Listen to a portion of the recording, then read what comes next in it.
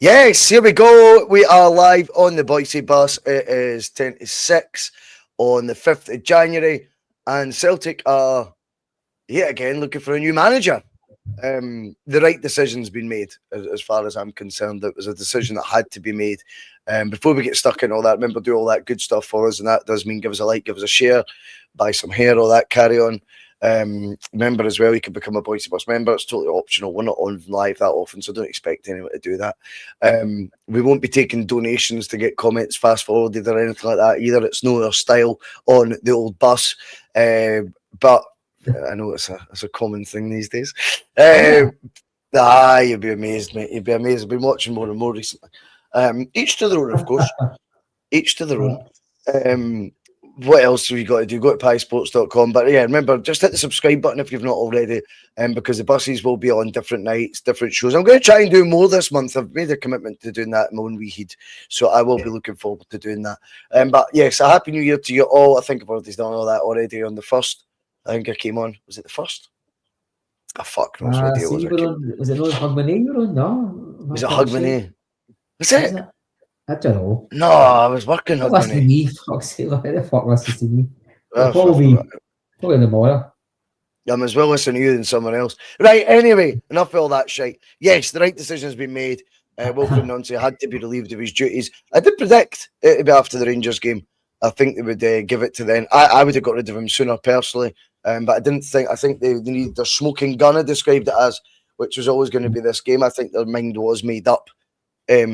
To be perfectly honest with you, they were going to get rid of him before the Rangers game, and there was a bit of them that probably thought losing this one won't be the worst idea in the world because it gives us, as I say, that smoking gun, that reason, if you like, beyond all doubt, to get rid of him. And of course, Tisdale goes. But I think there's another angle of it that we've got to be really wary of, Matt, before we get stuck in, and that is that continually you can keep putting people's feet in the fire. You can continue to, send clowns to the wolves, but it's the folk above them that are employing these clowns and appointing these people in positions of power that continually play the blame game and continue to report back to the absent billionaire 34.7% shareholder and just say, it's nothing to do with us. It's X's fault. It's Y's fault. There doesn't ever seem to be enough question marks about who and what members of these board actually make all these decisions. And let's remember something as well. Whilst we can rejoice, and we do rejoice, by the way, in the departure of Nancy, no offence to him personally, but he gets paid well for it. So I'm not going to there's no human level I'm going to go down with it. Do you know what I mean? You applied for a job, or you were offered a job and interviewed for a job you probably knew you weren't capable of. You've got paid an absolute shitload of money for 8 games in charge. My human level on it all is minimal. I've got to be honest. I don't really subscribe to all that crap. I'm more of the thought process that people forget how important a point it was that we thought this radical football philosophy, if you want to call it that, would be suited to be brought into Celtic. This is when we were just going level with Hearts with a game in hand, slightly behind on goal difference, but with an opportunity to go ahead of them, having clawed back a gap. We'd pushed further away for Rangers. We were going into a League Cup final. We were going into a huge European tie at home to Roma on the back of a 3-0 win in Feyenoord, which actually gave us hope we might be able to salvage something out of the Europa League campaign, which I think we can all accept is never going to happen now. And I think to employ someone of the ilk of Nancy, firstly with a CV that didn't stack up to being a Celtic manager, and secondly with someone who, rightfully so by the way, came in and did exactly what he said he would do in the tin, and that was rip up the tactics board and do it his way. It's just a shame he doesn't know his way is utterly fucking bonkers at a club like Celtic. But to appoint someone like that, I think we've got to be real and say that's got huge permutations on how this season actually pans out, because we've now got the stress of usually getting through a January window is fucking difficult enough for Celtic, but let alone now when you're doing it with potentially a new manager joining midway through it or towards the end of it. Who's the clowns? Because you've got rid of the football operation. Who's the clowns going to be in charge of that? But not only that, you've now got a deficit in the league again, and you've got a Rangers that are not just breathing down your neck, but neck and neck with you all over again, and with their tails up. Hearts have their tails up. Celtic are in free fall. That all comes down to the people that are in charge.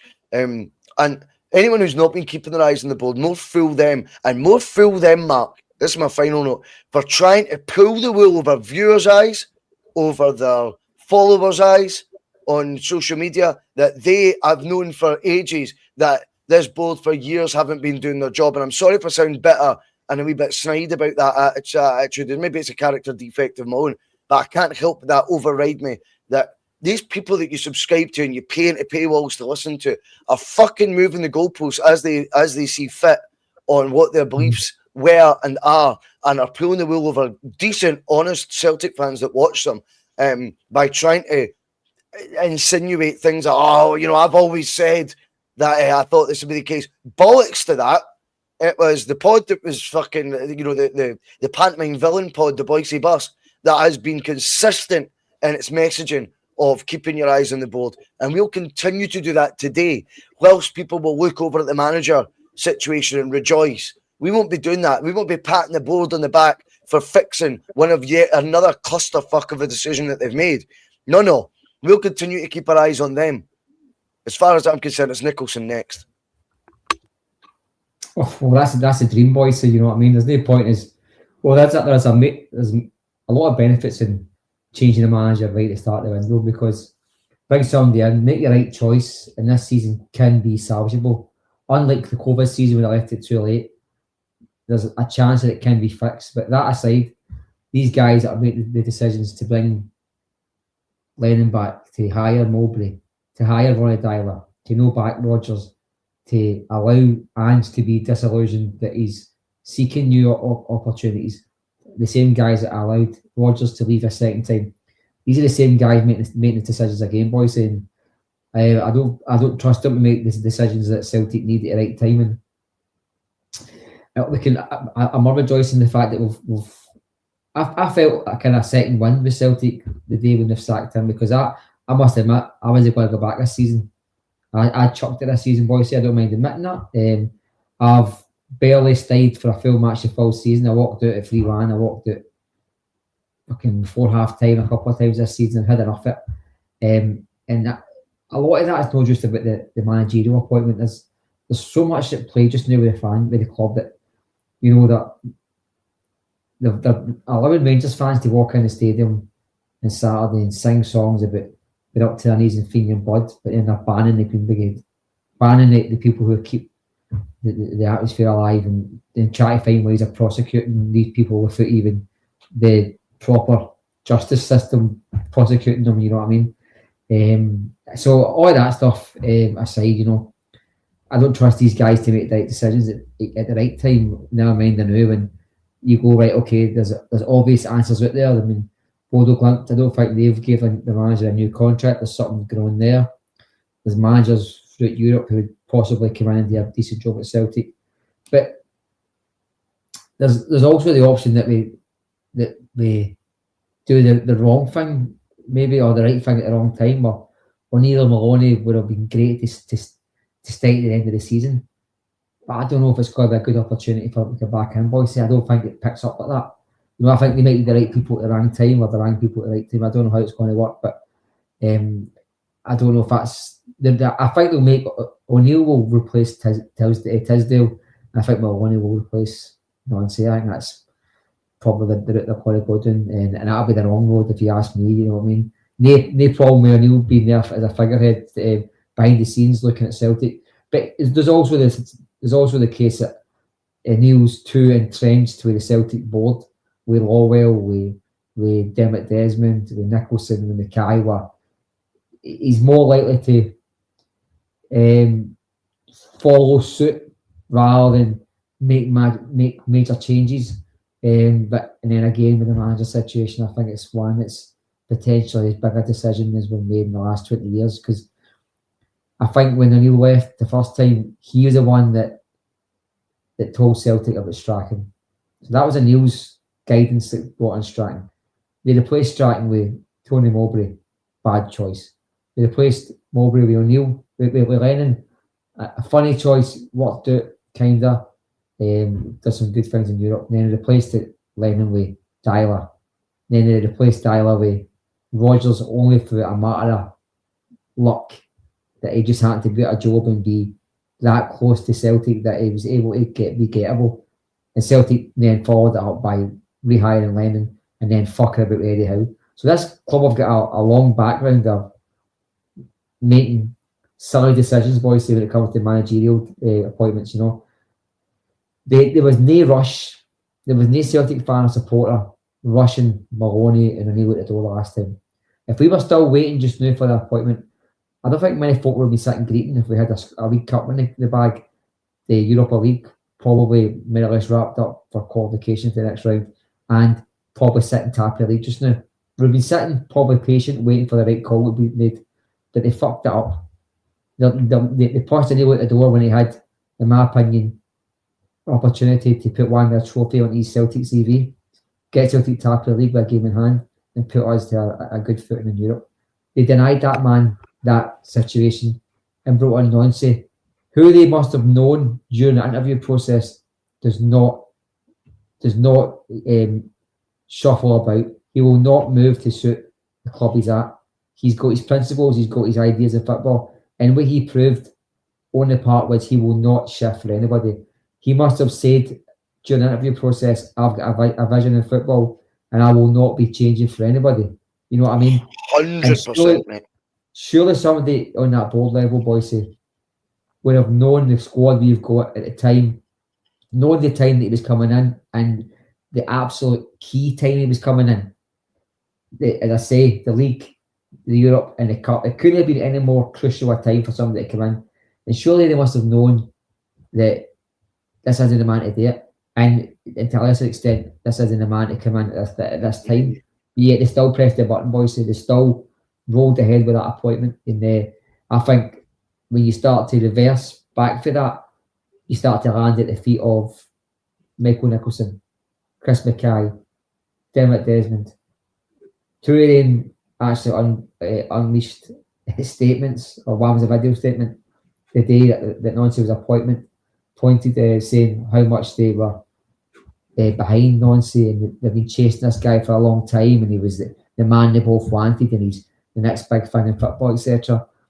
Bhoycie, one look at the guy's CV on Twitter, when you've seen it on Twitter, the guy had not won 3 games in his full managerial career. How that stands out to you as somebody who's up and coming in football, I will never know. And what it does is it smacks in the face of any notion that he was a standout candidate for day one. It was a lazy appointment. It was a cheap appointment. It was an appointment based on one person's opinion, and that was Tisdale. It's cost him his job, but hopefully it's not cost Celtic a title. Well, that's certainly one aspect of it as well. And what we also need to remember is with the Nancy appointment, very quickly on that, is I've already talked about the timing of it. So that's got to be factored into the risk they were taking when, as you rightfully say, he made it abundantly clear he was going to, I'm in no doubt about that. You know, this is how I play, this is how I foresee my team playing, and this is what I think will bring success. They must have been going, fucking hell. But not only that, we're doing this on the say-so of Tisdale, who they must know that only knows him because he's under 19 coach at Exeter, he's assistant manager, whatever the fuck he was, is his assistant in America. Like, they must have known even that was a bit of a reach. Let alone then he comes in and says at the interview, this is how it'll be. It's because you've got to sell your project, you've got your vision. My teams play X style. This is what we do, and that's how I'm going to be. That's how I'm going to be going forth. For them to combine those two, high risk appointment, left field. We think it's based on a loose connection. In fact, that's how we make most of our signings as well, right enough. So maybe they liked that. But then you're interested talking about Martin O'Neill and how you envisage that going forward. I said the other night, and I stand by it, mate. O'Neill, as you highlighted there, was denied the opportunity of that final. Now, I don't think he's the type of person to say that was right or wrong at that time. But what it does do is leave a slightly salty taste in the mouth when you consider how. I think if you asked him in private, because I think, sorry to interrupt you, mate, but if you listen to Foringham, he said he knew for a fact and he wanted to stay. Yeah, people don't say that. And then if you look at O'Neill, he said in a week building up, like, I'm not going to be emotional. You look at him at full time when he left Celtic there, he was really crying out in that pitch. And he knew that it's probably going to be his last chance to manage Celtic, but he also felt he didn't get a chance to say cheerio in the fashion that he felt that he deserved the last time he left. Well, I genuinely think he felt that he had enough in him to be at least be considered as a Celtic manager, bona fide to the end of the season. And I feel personally that had he stayed, we've had a cup in the bag and we'd probably be 6-7 points clear just now. That's just my opinion. I can't prove it, and that's my opinion. No, I think it's a fair one. And it leads me on to what my actual point is here, because when it comes to Martin O'Neill then rejoining the club, as many seem to think is going to be the sort of go-to move that the board make, why on earth would he take this on interim again? Simon Jordan highlighted it, and he was like, it was me and you. He owes us it rather than owes himself it. Well, to be honest, well, Simon Jordan, I think sometimes they're very tight, him and O'Neill. I know I listen to all the shows at work and that every day, as I tell you, and I think sometimes he speaks. He's got a few contacts in the game that you know are his chums, and I think sometimes he does their speaking for them, if you know what I mean, but in third party, so it doesn't. And he had said during the non-say 50 feet or whatever it was, 40 feet, he says, well, if you're going to ask Martin O'Neill to be the manager, Martin's going to turn around now and say, well, if you want me, you give me a proper contract. And he'll demand 18 months. He is on record now saying he has got the energy to be in football again, to be a manager again. It gave him that. And Martin O'Neill now holds those aces. If, as I expect it as well, that they will reach out to him and ask him. If they've not already, by the way, and that might be why he's not been announced. I've got a feeling Martin O'Neill turns around and says, no way I'm doing it interim again. You'll not take the piss with me like last time. It's an 18-month deal, or the answer's no. And that wouldn't surprise me. Or with the logic that you were showing, it would be you're upstairs. But again, that would be for the foreseeable, not short term. Martin O'Neill's not a mug who's going to, whilst I accept your points that in public he may say things that sound to dance to the board's tune a wee bit or to be onside. I think you're in a rock and a hard place with all that anyway. And the Brendan found that when he tried to say everything to everyone. I think that's what became him unstuck. I think if he just tied his flags further to the mast of his real opinion, I think fans wouldn't have fallen, or as many fans wouldn't have fallen for the Dermot Desmond tripe that did. I think everyone would have been like, this is a fucking outrage that he's quit, had he just been a wee bit more forthright. I think behind the scenes, Martin O'Neill's very like that. I think he is forthright. I think there is a huge connection to the club. I think you're right in the sense of the sentiment that he feels like he owes you and he feels like he's got to do it. I think they've done that trick though. And I think now his head will be able to rule his heart more than his heart rule his head this time around, Matt. That's just my opinion as well, by the way. Whilst I agree with you, I think had he been in situ. But I think now I'm looking at it going, nah, he's not just gonna go, oh, thanks so much, you've let me back in. If you're going to make an interim manager, in my opinion, see, because they've got so much of the window left, if you're going to make an interim manager, it's got to be minimum to the end of the season. It can't be 2 months, because you're going to say to a manager, do you know what, we're going to trust you, and probably the most important window we've had in a while. It's very important we get this window right. We need you to build a team that can win us a title. But we can only give you 4 weeks to do it, and then we want you to go away. It's either got to be made. Look, there'll be an interim that'll maybe take the game at the weekend, but certainly will be one that I can buy into that, Bhoycie. I can buy into somebody taking it for one game. But if you bring in O'Neill, I think you're right. You're probably going to watch the last chances, which is fine. But I think with this window, had this been September the 3rd, I don't think they'd have sacked him, Bhoycie. I think, as you said, the Rangers games came at the perfect time for them. But there's almost like, I don't want to give them any due credit because they don't deserve it at all. But it's almost like they've said to themselves, look, this is fixable. Let's fix it. I mean, 33 days for a Celtic manager, Bhoycie. Us as a club haven't got a habit of just sacking people. Although we sacked Bob McNeil twice. But we've not got a habit of sacking people, Bhoycie. we're always very, very slow to react. So 33 days, and to be honest with you, it was probably, well, it's 33 days too much, but if you're being realistic, it was probably maybe 27, 26 days too much. You know what I mean? Because you knew after 1 week it was too much. It was over. It might have been decided after, I think, the sort of 28-day mark. I think the Rangers game was just their final sort of reason for it. You see the smoking gun. You put it perfectly. I think what the board did was they left it, I think, so that there was absolutely no doubt anybody's head up the stairs that decision had to be made. And they waited for that moment to happen. I also feel like had made his shot that went across the box, made it 2 each. The guy will still be here just now. So Martin will go to job in 2000 because of a 3-1 home defeat.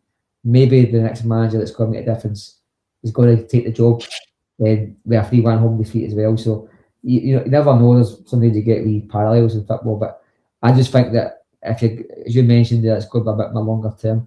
But if you got to bring a new run, it's got to be minimum, boys, as I say, to the end of the season, because if you want to win the title this season, this window is probably got ramifications for the Champions League or the Europa League or the Conference League qualifiers, because what we build now has got a major impact on what we are in summer.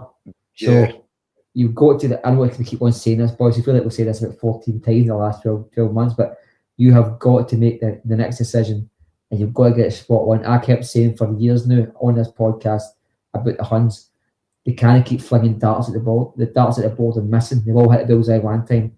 Celtic have got to throw a dart at the board and hit a bullseye here, boys, because if you let Rangers win league this season with the Champions League qualification guaranteed because of their coefficient points, that allows them one more season of that 40 million pound they will get will not only wipe out Celtic's advantage financially, it will put them in a position where they can strengthen with a position of strength. We are board who will probably get more tools to make the right decision when it comes to throwing darts at the board. And you can see yourself in a situation where, before you know it, you're watching 2-3 in a row Rangers rather than watching us win 2-3 in a row habitually. So that's how key these decisions are. Long term, Celtic have got to think about the season next, the season after. But these decisions only get made correctly, Bhoycie, for 2 years down the line if they're made correctly tomorrow. And I think the decision we make on this manager, it's got to be one that's going to galvanise the club, one that's got to galvanise the support, get the players to buy in. All that aside, it's got to be one that puts Celtic in a position where they new march on to the league title, Bhoycie, because this season, as much as the last 9 or 10, it's crucial that Celtic don't allow Rangers to get us in a position where they can overtake us financially, or at least take away that financial gap or that edge we have got within the market. And we're in a position now where we've watched this house of cards, as that guy for Rangers used to call it once, it is beginning to fall apart, Bhoycie. We've got a chance to fix it, and we've made the decision for once in our history at the right time. So now it's just about getting the card and starting a game, Bhoycie, but making sure they get the foundations right. And I hope to fuck for once we've learned from mistakes. I'm not holding my breath, but I hope so, Bhoycie. Yeah, holding your breath is one thing when it comes to that. I won't be holding mine either, mate.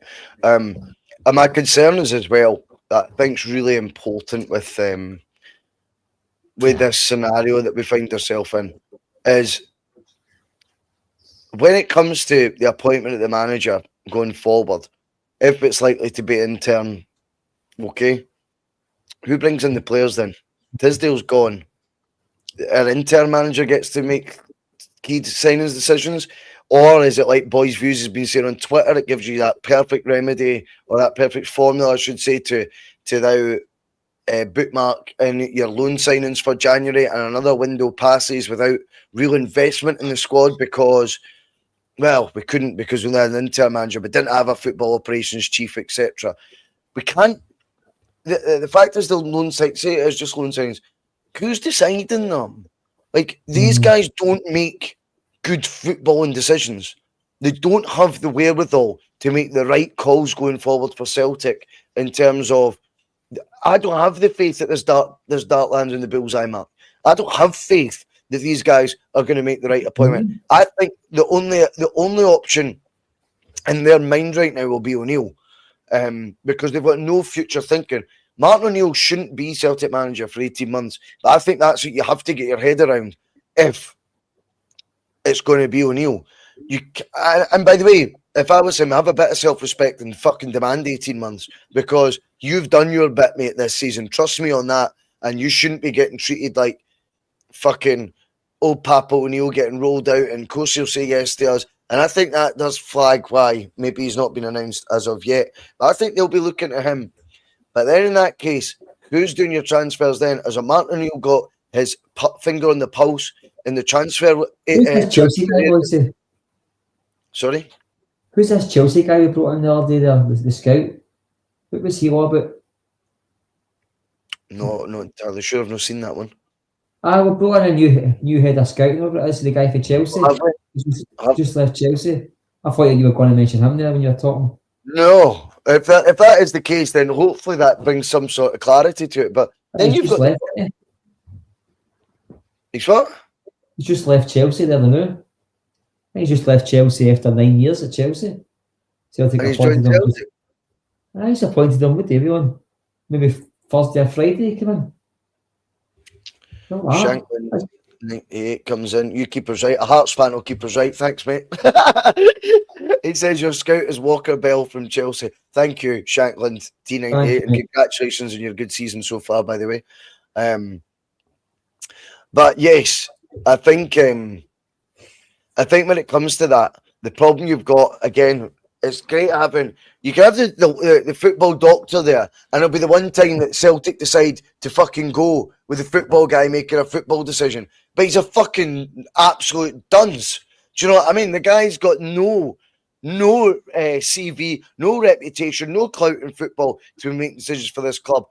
He goes, and if you've got a Walker Bell in there, he can recommend to the cows come home good footballers, Mark.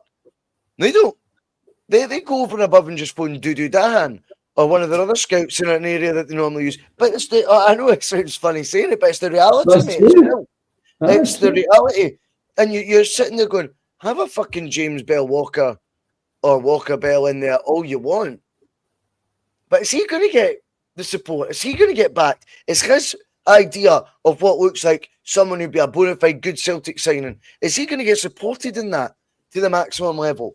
Celtic don't just have one bullseye to hit, mate. They've got more than one. But the biggest problem is the same stooges are on that board. They will tie one arm behind the back of a football and operations guy. Ironically, they didn't with Tisdale. Gave him free fucking carte blanche, if you like, to make his managerial appointment. And fuck me, they backed the wrong horse on that. But they've approved that. They've been sat in interviews with this. They've approved all that. Now, I think they'll retreat. The one other thing is, you've got to be wary of their form for this, Mark. As they now fucking reflect, and say to Desmond, do you know what? We'll just go back to making the football decisions. Because we were actually... Have you thought of that? Nah, because now it'll be, see, we tried that football operation thing, didn't we, Dermot? Dermot, like, you're fucking right. Do you know what? I mean, I was listen, believe it or fucking, I don't know what came over me. I was listening to the wee fella last night. And he's alleging that Tisdale was appointed on the back of a wedding he met. I heard that they met at a function now. So maybe it wasn't a wedding, maybe it was a function, whatever the fuck it was. But that's no. I don't think that's unusual. Like, I don't think it's unusual for somebody to meet in in that situation. But for him to go home and do his background. That's the point. You got sacked after 4 months at Oldham, 3 months at Scunthorpe. This is the same board to like a guy who was a manager of a golf club, be a scout at Celtic because his second name is Lawwell. Two golf clubs, mate. Oh, two golf clubs. My brother spotted today actually that Open Goal had put their podcast there like 3 years or so before Celtic announced that he was leaving, and the headline was Nancy sacked. But we found out that off the block that open goal was owned by Peter Lawwell's son, isn't it? Aye. And so He's part of it. I think they've changed the title of it, to be honest with you. did they? Well, my other That's brother my is guess. potentially had. That's my guess. They just because I tried to fast forward through it, see if I could see a reaction to it. I don't think I did actually even see a reaction to the sacking. They be fans. I didn't respect any one of his football players or as the short time as managers, but they just get worse and worse the more they go on. They just totally degrade Celtic as a football club. Like the way they talk about Celtic behind the scenes, it just makes us look like the club we are, like a B team paying people $2-3 grand a week, and they're sitting getting beat after several strollers and all this. They look like players that are running about the training ground with one shoe on and tying each other up and all this for a laugh. That's what the Celtic B team looks like. And no wonder when you see guys like that talking about Celtic the way they talk about Celtic. Well, I think my respect for them dropped massively when they supported massively that Dermot Desmond piece. And let's go. Yes, of course we know why, and we're going to get into a wee bit of that as well. Just in a wee second, I just want to quickly bring up this point for Hadder 919. Thank you for watching the channel, mate, tonight. As nearly 200 of you are live right now. Are we going to be pulling Martin O'Neill in when he's 90? Move on, for fuck's sake. Do you know what, Hadder? I see deep down in my cold, using my head over my heart, I agree. Martin O'Neill was 6-7 years out of football management at 73 years old, basically effectively retired from football for over half a decade, should never be someone that's getting wheeled out to be the manager. He'd done the interim thing. It worked. And now, as a man, you have to respect his view if he wants to do 18 months if we're going to ask him again. I think that's fair. But should we be asking Martin O'Neill again? I'm not sure. I think his legacy, put that to one side, but I do as much as think that would put that up in jeopardy if we weren't to win the league. But not only that, I think it doesn't reek of forward thinking. Martin O'Neill would have been laughed at if I'd said in the summer he'd be my ideal replacement if Brendan keeps up moaning about the board. And if I said Martin O'Neill, then this podcast would be fucking full of comments saying you've lost the plot, get off the drink. Do you know what I mean? I get that. So I get your point, but it's nothing personal against Martin O'Neill either. But yeah, move on. But that's not what Celtic do. They just go back through the record books. But you touched on, I touched on the Desmond sort of parting note to Brendan. And there has to be a bit of us right now that can smugly smile along with our former manager out in Saudi Arabia right now, because he has not done a retaliation comment, which I thought would have been a big favour for fans to get their eyes opened as to what the fuck was going on then. You're very big, Russell. You're very big. That's getting bit just now. Yeah, well, that's true. But the other thing is, maybe he thought the best way for them to find out will be what comes next. And I don't think our eyes could have been opened more to what has came next. Now, I need everyone to remember that this was described as a football operation and strategy that was still on track, that was not at all the issue. The only issue at the club, remember, this is Dermot's words, was that of a self-serving individual. With a nod to Brendan in that context. You then get fucking Lawwell statement ending, which basically blames the fact he's got to leave on the fans. Dermot Desmond went nuclear on our former manager. He decided everything that was to blame because he's getting fed back the tidbits, right, from these guys who don't have the balls to make any good decisions. They need wee puppets like Tisdale to make them so they can just get rid of them once it goes Pete Tong. They just report back to Desmond. And when they've reported back to Desmond, it's all Brendan's fault. He's causing anarchy in there. He's bit their shite. That's what's happened. He has utterly fell for it like a fool because he's not as engaged as you would like to think. This minority, but most shares in the company holder that he is, whatever the fuck that means. 34.7% shareholder Dermot Desmond basically isn't as invested in this as what you'd like him to be. He's not as ITK as all matters Celtic. In fact, the tidbits he gets thrown to him is what he reacts to, and he has been told, I think, that Brendan Rodgers is agitating to go. He's causing havoc behind the scenes, blah blah blah. I think when we read between that, Brendan Rodgers has told the board, what the fuck are you actually doing here? This team, you have asset stripped me again. You took a 20-goal striker away, and you've took a 37-goal contribution, Nicholas Kuhn, away from me, and you've given me nothing for Champions League qualifiers, which, regardless of... he does the 20-goal strikers, you know. Oh, so I thought about Kyogo, because he's left less than. Well, Kyogo went in the January. Yes, sorry. I think Lawwell's the man that's been telling Desmond. See the thing you said there about the board. I think Lawwell hates Rodgers, as we know. So you can imagine Lawwell's putting arms and legs onto these stories that he's telling Desmond Bhoycie, without a shadow of a doubt. Yeah, and I think when you get down to it as well, is the board would have been dealing with Rodgers more one, and then maybe they report to Lawwell, and then Lawwell tells Desmond. That would make sense, and Lawwell will definitely put the spin on it that he wants to. But I think what it also shows is there's no backbone, there's no fucking ability, Mark, for these puppets in there to actually have debate. That it might be heated, it might be forthright, it might come down to a few fucking fingers being pointed here and there.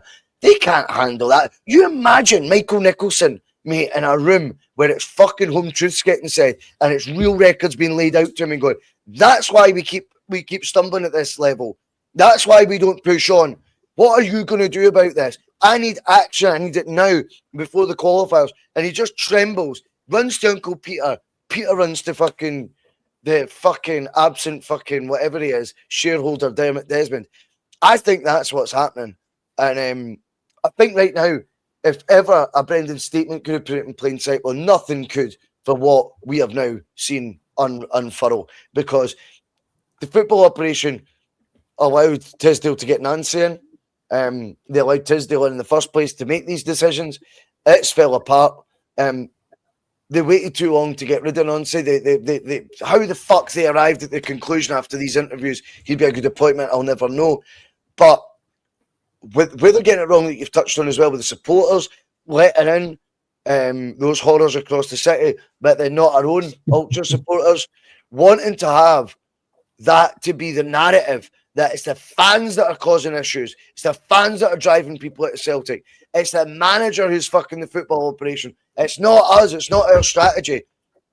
Those walls have caved in massively on Desmond, on Lawwell, on Nicholson.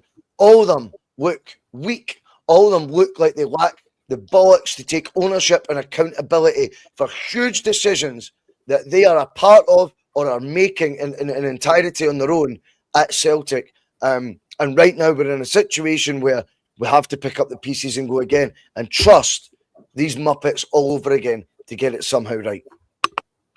Oh, you're spot on, Bhoycie. And you're saying trust. I think you're just kind of hoping now rather than trusting. I think we've been asked to close our eyes and just follow them up a public road. You know what I mean? And I know that daft anyway, Bhoycie.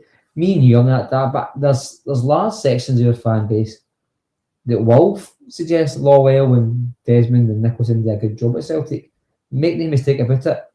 There's even folk in the media that sink to that hymn sheet, you know what I mean? And you're never going to see them straight. There's always going to be that opinion. But the rest of us who are watching closely what's going on can see that it's still the same Muppets in the background that's carrying on regardless. No matter who gets hired, who gets fired, it's the same decision makers, Bhoycie. I think eventually there's going to be a point where you look in the mirror and say, what did I do wrong there? And what we found out tonight is that Lawwell was no away. Lawwell was just being changed position. He's still part of the structure of the club. He's just not chairman anymore. I think it was David Lower unveiled that on Twitter. So Lawwell's still in amongst the Celtic, and he's still going to be there for a long, long time. So The only thing is he's not going to be sitting in the AGM anymore. That's all the difference now. And probably will go to the matches as much. I don't know what the situation with that is, but he still make decisions at Celtic, make it with it. So there's been no lessons learned on that side. That, you know, I mean, to say it's still the same people hiring the same muppets. The only hope we've got is that we've been saying for years on this channel that the Celtic managers have been winning trophies in spite of the Celtic board's meddling and in spite of the board's decision making. If we can get another manager who will go over and above with the level of players that he's got and want to start winning trophies and get as far in Europe, that's all we can hope for, Bhoycie. O'Neill probably does do that, and I dare say Ange would do that as well, but we have to get his appointment correctly, Bhoycie. But we can't keep on having the same conversations internally where we're got to the same people and hoping the same tricks that worked 10 years ago are going to work. There has to be some self-reflection, Bhoycie. There's got to be some self-reflection. I think the fan base as well got to reflect on what's happened in the last 12 months. We've got to realise that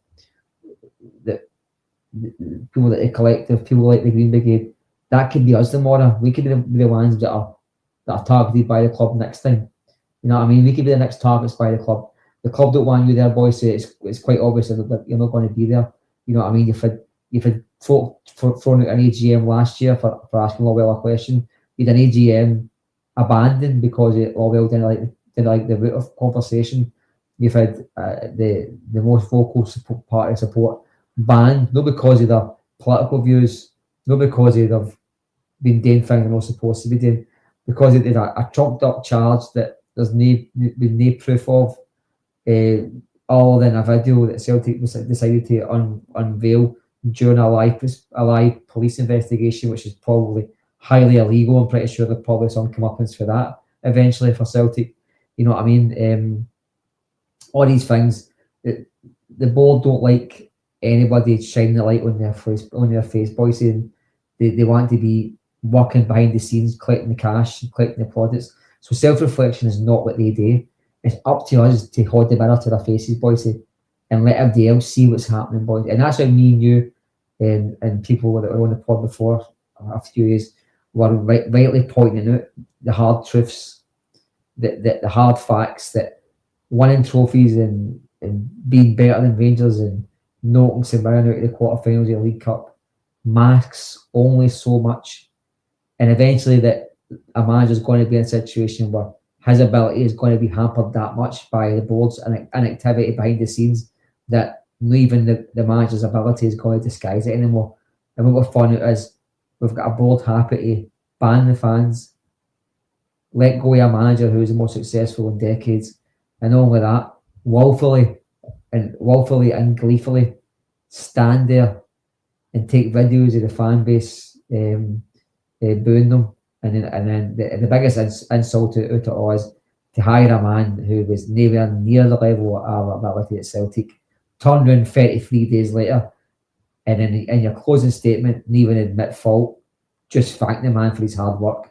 There was no admittance of decisions not going away or results not going away. There was no reflection whatsoever. Just we've sacked him and we wish him all the best. There was no even the statement. There was no reflection on what happened, Bhoycie. No clarification. No internal thought process being laid out for you. There was no smoking gun other than what we could see. If I was just reading that, I would want more background to that. I mean, you know the background straight away. That's been 33 days, Bhoycie, is not long enough for in Scotland for you legally to have a full probation period in your work. So for Celtic to sack him after 33 days just shows you how convinced they knew he was a wrong man. They were convinced. But the same must be said, Bhoycie, that the people hiring a guy who convinced them that 33 days was too long for him, the same people who hired him also deserve sacking. And the main worry is that's just not going to happen. Yeah, I mean, I think as well, it's got to be a lesson learned, Matt.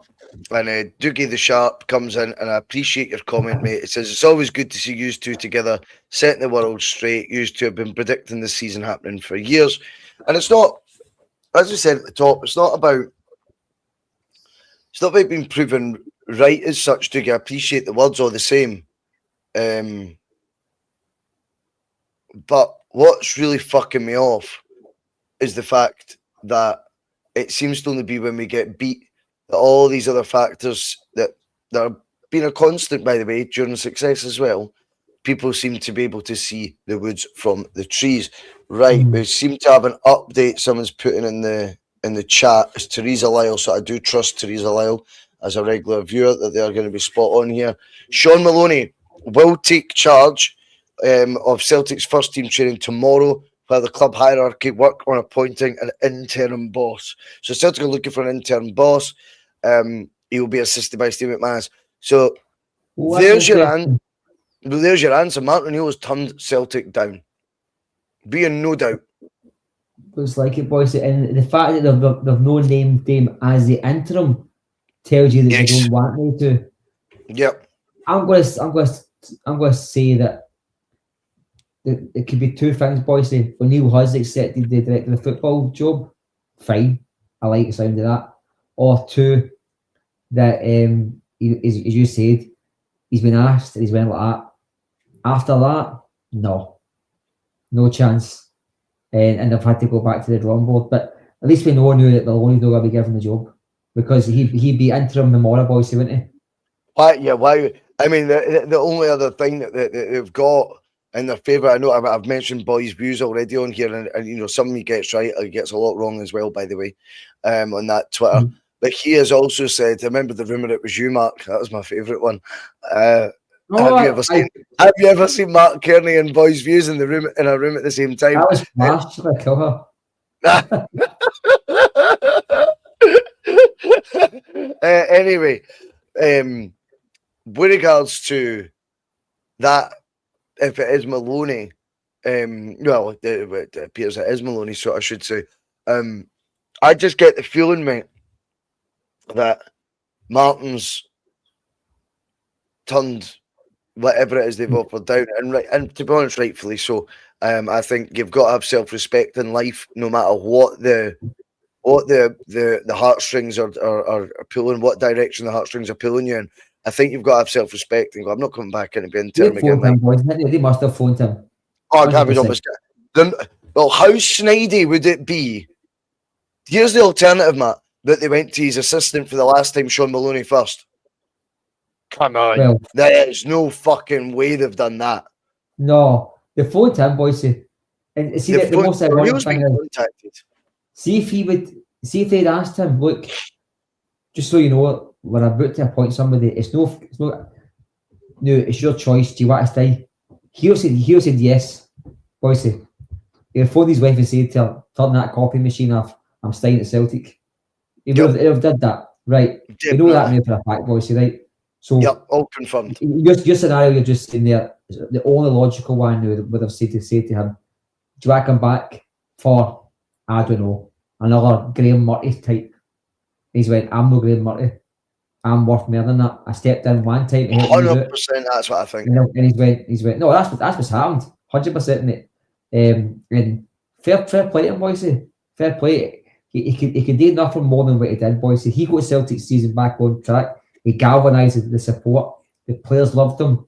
I was feeling excited about what possibly was happening week in and week out. He get the best out of a group of bad players. And Celtic just said to him, the cup final that you got us to, you can forget that. Europe that you kept alive, you can forget that. And the climax to you pulling Celtic back into this season would have been you getting Celtic to tap the league, their game in hand. You can forget that and all, because we're going to get to Wilfried Nancy, who's going to fuck all up in the space of 7 days. And that's probably the bad taste he's with, Bhoycie. Yeah. I mean, I don't blame him, Bhoycie. I'm excited about. I mean, after one door closes, all one up. So you're kind of nervous but excited, and sometimes you're a bit sceptical about Celtic's next move. But I'm a lot more excited about Celtic sitting here at 6:30, and I was 6:30 yesterday. So we're still got that level of, but I'm a wee bit gutted that that if I go down the interim route, that's not going to be O'Neill, because who's it going to be? Gordon Strachan, Bhoycie? Yep. Because Strachan's definitely like me. You can't. Listen, one thing, this place will go nuclear if they try and get O'Neill Lennon's got a job in it. But if they try to get somebody like that, it'll be a Celtic background. It'll be somebody like Strachan, but it'll probably be Strachan, Bhoycie, won't it? Yeah, Strachan wouldn't surprise me. Why not just keep going through the list, mate? Let's bring Wilfried Nancy back for the deed. Do you know what I mean? It's just getting fucking ridiculous. I think the lack of imagination is bad. If my theory is right, and I'm convinced, I think for all their snidey moves that Celtic make, could you imagine any way in shape or form they could say, we're so grateful for the 7 wins in 8, Martin, that we're actually giving you no credit for it whatsoever because we think it was a Sean Maloney production and we're just going to go straight to him. I just don't see that. Well, I don't know if they would word it like that, boys. So they've phoned guys control characters that he's got to take training, so while we find an interim. Clearly they've asked O'Neill, he said no. That all came out, I think. But it's funny how they didn't mention Fordingham, because you think he got up the stairs with up the road with Steve McManus, wouldn't you? But that's the background teammate from O'Neill's era. There's no way they've not asked Martin. So if that's the case, I hope that maybe gives us clarity on that as well. I know. And I think it's not O'Neill's fault whatsoever, but I think he's almost a big fucking. He's a cloud, a bright cloud, if you like, if that's a bit of an oxymoron. He's a shining light, but he's almost someone that you're going to keep going back to unless you get that definitive. He's in, and he's in for 18 months, or he's not in, he ain't coming back. That sort of notion can be parked permanently. And I think that's a healthy thing, I think, for us fans, if I'm honest, having that clarity. What do you mean? I want somebody new, but I'm at the stage now where I think there should be a place at the club for somebody like a Maloney. Not somebody who's there to take on the mantle in 10 months' time, Bhoycie, or 2 years' time. Yeah. I think one of the biggest there was a few mistakes by Nancy, but I think had he kept Maloney, had he kept Foringham, or how you say his name, and McManus at the first team level, I think you might have seen a wee bit more continuity and a wee bit more, like a realistic, Does that fly in the face as well, though, of what we're always saying, like, you've kept the jobs for the boys? It's like it's a total fucking. I am being two-faced. I know that because I've said for years, give it to Strachan, give it to Kennedy. So I'm being heavily two-faced when I'm saying we need somebody at the club. But you keep on hearing people in football saying, like, at Celtic, at Rangers, you need folk in there who know what it's all about. And maybe they've got a point, Bhoycie, because see when we lost that, I felt like you could see that we lost that. You could feel like if you asked the backroom staff, I think the backroom staff would have had a meeting Sunday morning, had they would have been sacked today, and probably no had much thought about the fact we could beat the Rangers at home. They wouldn't have realised, Bhoycie, what that was about. They wouldn't have been going like that, oh fuck, this is going to be drastic here. I don't think, and you need, I don't want to sound like a Rangers fan here, but I think you need a captain like a McGregor, like a Scott Brown. You do need people within the squad like your Forrests, like your Ralston somewhere inside the squad somewhere who know what Celtic is. Right, look at a part to play kind of, Bhoycie. I know it's a bit old fashioned, but you do need people like that. I think because I think Celtic and Rangers are unique clubs, Bhoycie. I know maybe I'm being a bit naive here, but we're unique, and I think you need people to know what it is, and maybe that's probably why Rangers got some decent results last year under the four Muppets they put in charge with Ferguson, Dodds, McCann, and McGregor. Maybe they found something within they four that was able to bring that staunch level back out within Rangers that got them over the line with some games. You know what I mean? Who under normal circumstances, they four managers probably couldn't win the Scottish Championship. But they managed to get some level out of Rangers to go into a quarter-finals in Europe. They managed to beat Celtic at Celtic Park. They did a few things that were probably over and above their station. And I think Celtic probably, I think they missed that. And I've been two-faced. I'm not being two-faced. But I do think potentially, I don't mind admitting that I was wrong. Maybe the club were right to a certain degree by keeping guys like Kennedy for so long. When you get continuity, Steve Woods has just left the club as well. So, what's your thoughts as a final talking point, Mark, before we wrap up? What's your thoughts on the fact Maloney's brought in whilst the club look for an interim manager? Now, that would mean an interim to replace an interim, and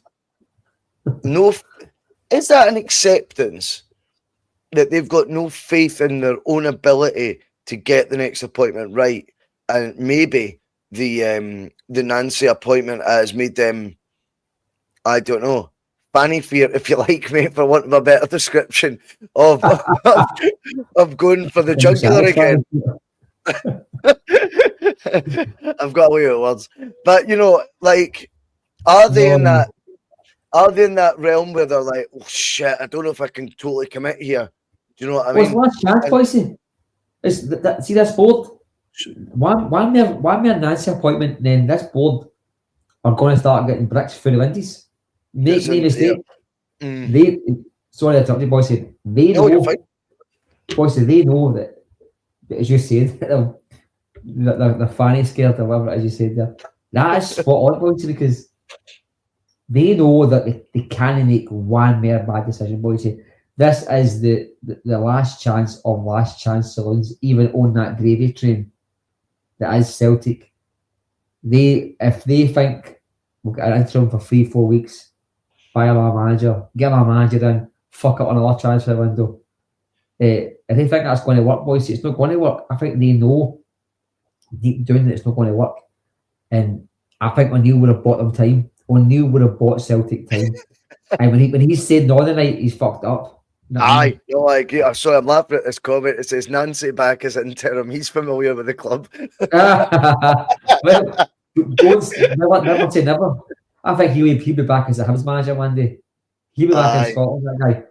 So he will. They win the Scottish Cup, or something like that. He will. That'd be brilliant. That would be brilliant. But yeah, I'm intrigued that by going for an interim again, is that just because they're scared that this season is going to not pan out as we want and we don't win the league, and then it means they can just sort of part company with it? I mean, how many properly good managers can you get in to come to Celtic on a we're going to try before we buy sort of vibe?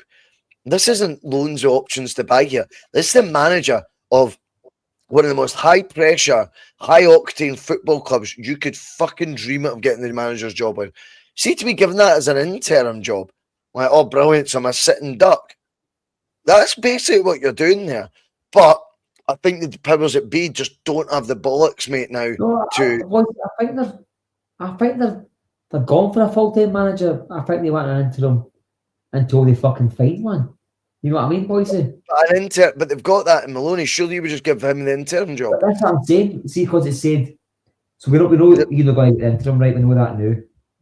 Had they had somebody in mind, they'd have kept him as interim. So I don't think they've found the interim yet, but I think they're still looking for the manager at the same time. But that's what makes me worried that the interim is going to be somebody who's really, really, really close to the club, who's close to the city, and could be there by midweek. And all one I can think about seriously is Gordon Strachan. And I know before you start having a panic attack, but it's a reality, Bhoycie. Yeah. That's it. Yeah.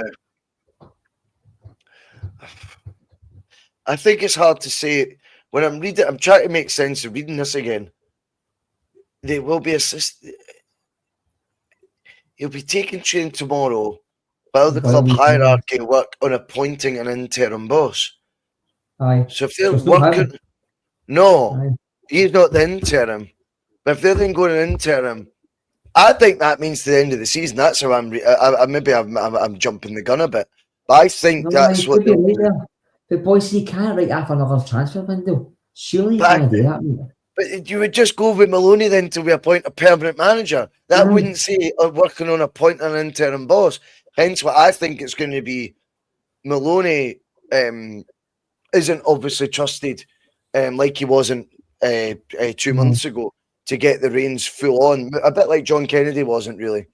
They went for the figurehead of O'Neill. I think you're right. I think the next interim manager that comes in will keep Maloney on. I think that'll be part of the deal. But I think interim to me sounds like I think it'll be to the end of the season, mate. That's and if I'm wrong, it wouldn't be the first thing. That's reckless, mate, isn't it? Because I'm confused by it. You can't write this window off, Bhoycie. Surely you can't write it off. But or you're leaving it in the hands of, as I alluded to earlier, mate, and you did agree that they've now went, well, that's that fucking whole idea of that gamble of putting a football guy in charge and listening to the football guy. Aye. Now he's out the door. It'll be back to you. I mean, we have been. There's a story coming out in the Israeli press. That medical, that boys, the medical's done.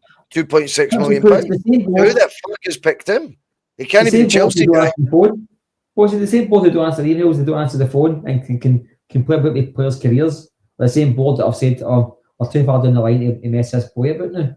Yeah. I mean, it's like, I don't know, man. Maybe I'm a fucking nut job, but surely there's some sort of joined up thinking somewhere.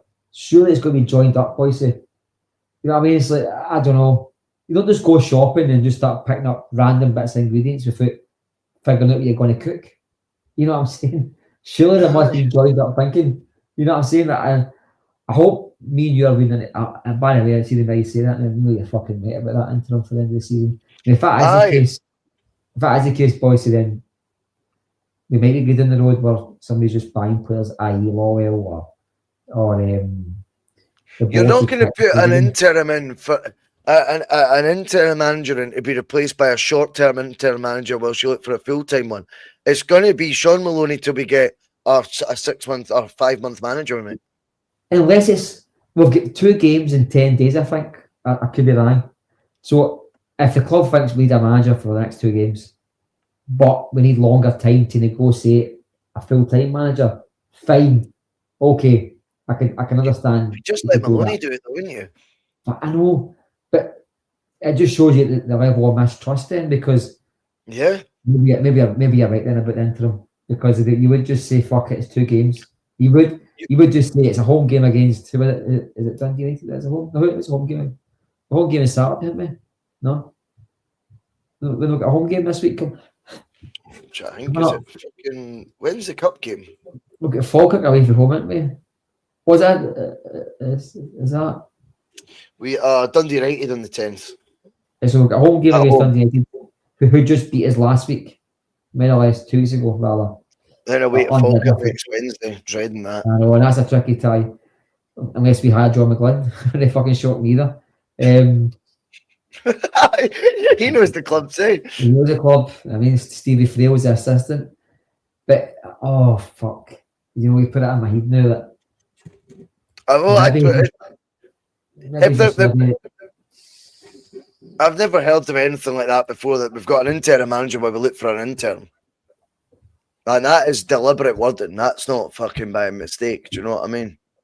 So, no, I know. Interesting. Listen, we'll call it there.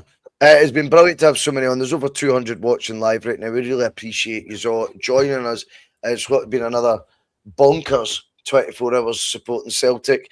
We didn't need to reflect too much on the derby, thankfully, because Nancy's now gone today. We could have fucking ranted for an hour on that. I've got no doubts about it. We'll probably be back tomorrow, Matt. You're off on holiday on Wednesday, mate. You have a good time. Yes, I'm away to New York Wednesday, mate, so I probably won't be on the pod.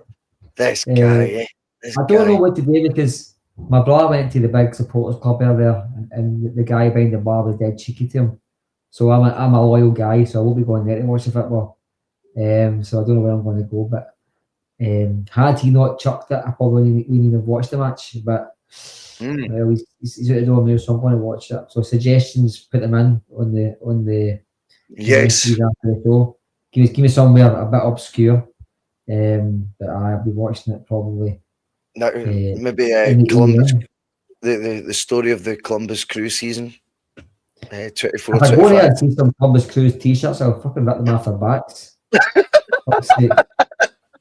Right, we'll get the fuck out of here. That was great fun, Matt. Appreciate your time as always. Thanks to everyone who watching. Remember, like, share, subscribe, hit the bell, all that bollocks. See you there.